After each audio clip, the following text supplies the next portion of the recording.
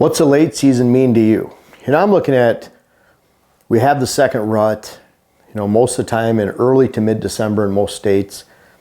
Great time to hunt. But the late season extends in through February in locations. So last year in Wisconsin, last couple of years, if you had your bow tag, you could hunt all the way to the end of January. So the late season not only encompasses portions of December, but a lot later in some states. Great time for doe patrol. We talk about bucks all the time, and Dylan said, hey, this is a good time to shoot some does. I know that those last few days of Wisconsin gun season, we have muzzleloader in through next Wednesday, which is, trying to think of the date now, it's the 8th. And then Thursday, Friday, Saturday, Sunday is that late season doe hunt where you can use rifles and go shoot does. A couple years ago, we took advantage of shooting a couple does in the afternoon. It was fun. I think we had the whole family out there. Dylan was video.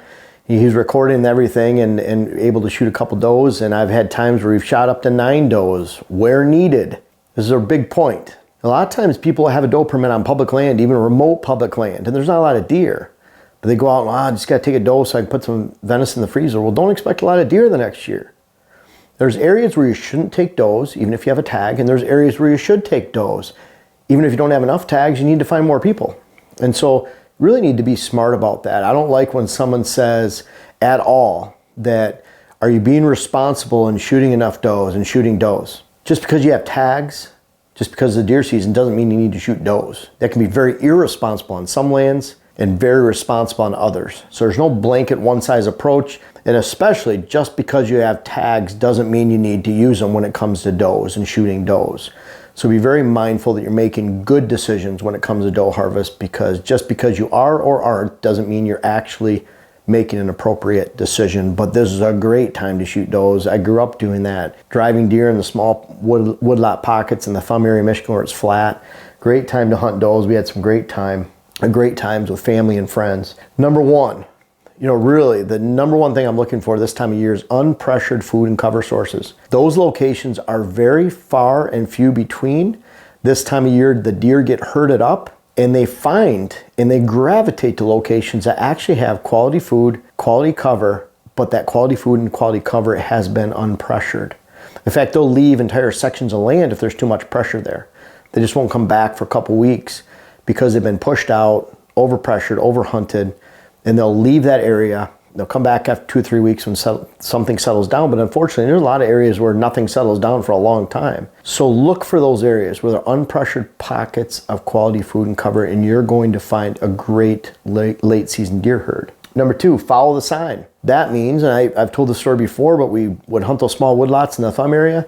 We would go around in the morning snow and look and see where the deer tracks are going into in the morning.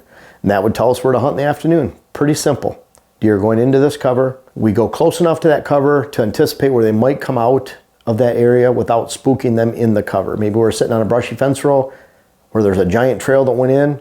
We go be very careful and we sit on the ground and watch that come out. I remember a great spot where my buddy Mike Pratt and I were hunting. We actually literally sat back to back and trail going into cover, waiting for those does to come back in the evening. Doe comes out.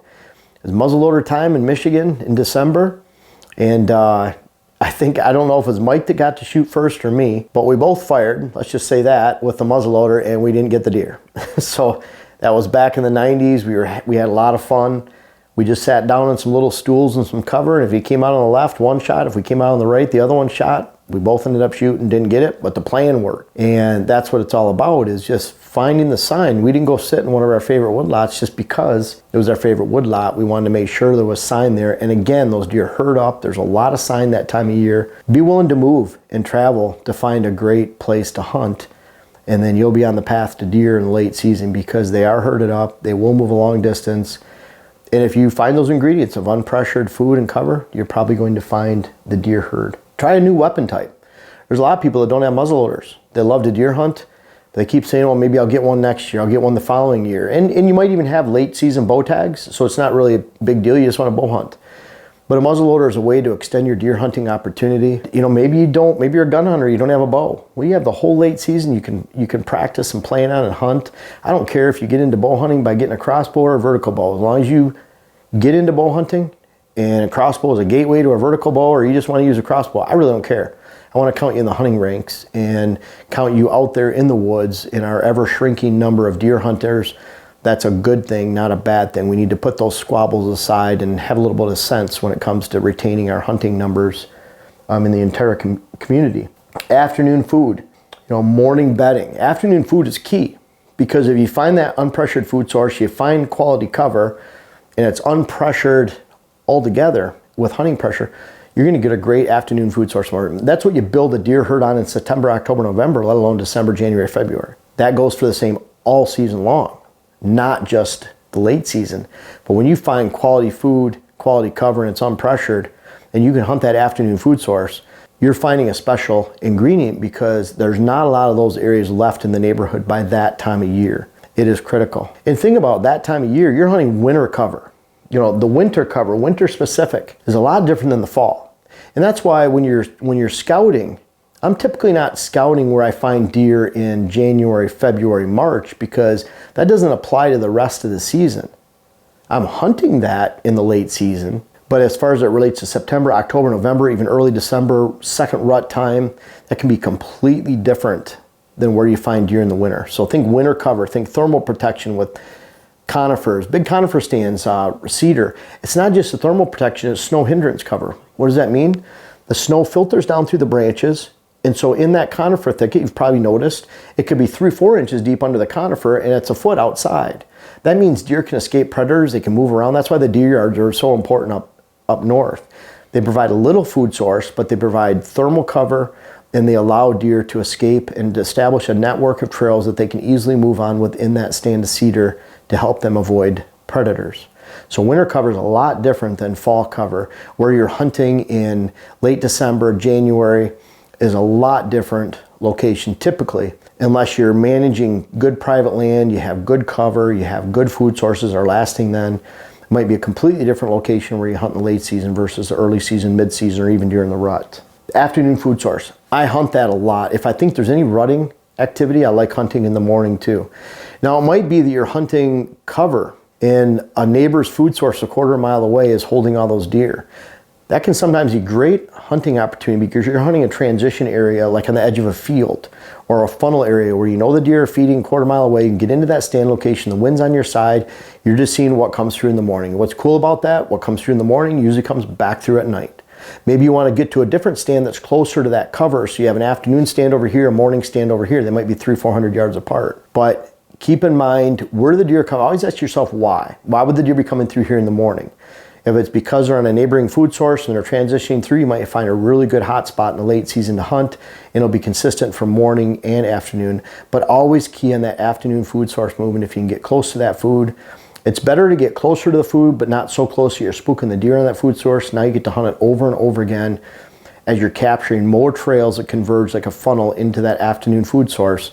Gives you that opportunity to hunt a lot of deer as they're moving to the food, but not so close again that you're spooking out that food. Never discount random water. We're scouting properties for clients in December, January, February, when everything's frozen.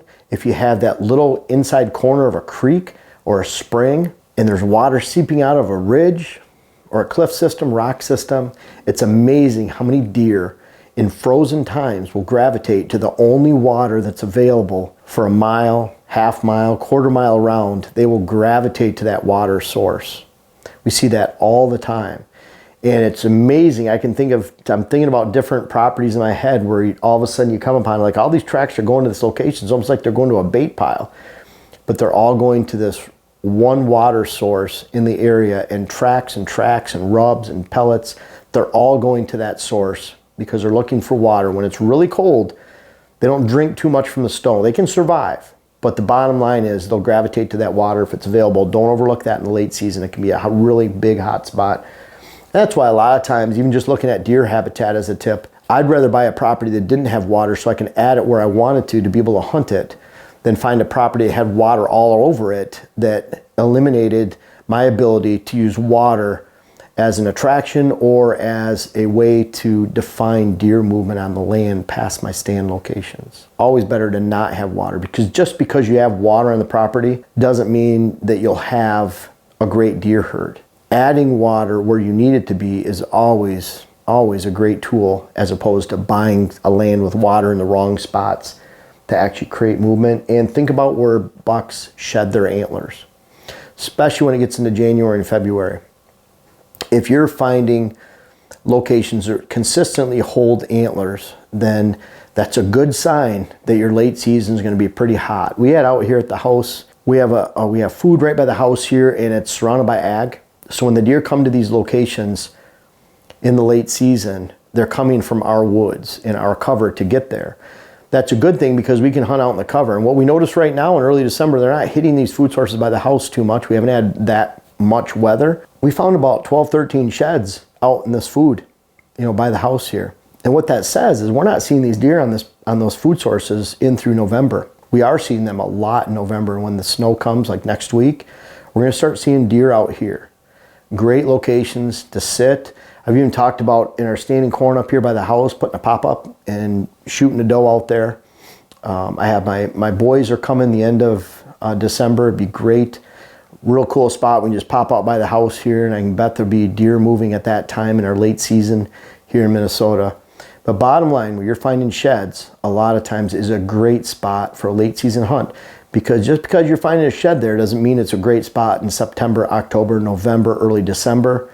But a lot of times it indicates late season movement, and that's what we're talking about right now, is how to hunt the late season. There's a lot of time left yet in the season. We're making this video in early December. We're hunting the second rut in through next week. I can't wait. The bucks are starting to hit the scrapes right now and move around, and we have snow and big temperature drops coming. But after that, there's still a lot of opportunity, whether it's middle of December, late December, and certainly through January, and if your state's open in February for deer hunting. So seize the opportunity. The season's not over. Pick up a new weapon if that allows you to get outdoors and be a deer hunter. Even try bow hunting, even if you have to use a crossbow, vertical bow, whatever you want to use to get into the sport. I appreciate you being a part and calling yourself a deer hunter. We'll call you a deer hunter no matter what weapon you're using legally. Just get outside, enjoy this late season. It's a fun time to hunt. And hey, the pictures look cool with snow in the background. They always do. You'll create memories to last a lifetime, like I have back in the 80s, 90s with my friends and family. And that's what my goal is for you on this channel, to help you and to help you find success this fall, this winter, and beyond. Folks, I want to make sure you check out my web class video series, whether it's how to design your food plot program or how to design your property in general. And we have a new one coming out that'll be how to hunt the rut. But these bucks back here are a testament. Some of these bucks go back to 93. They're even in different states. I urge you to check out those web classes that you can help yourself, help your land, help your hunt. The link is in the description. And also for those that have tried them out, I encourage you to offer some feedback in the comments below. Thank you.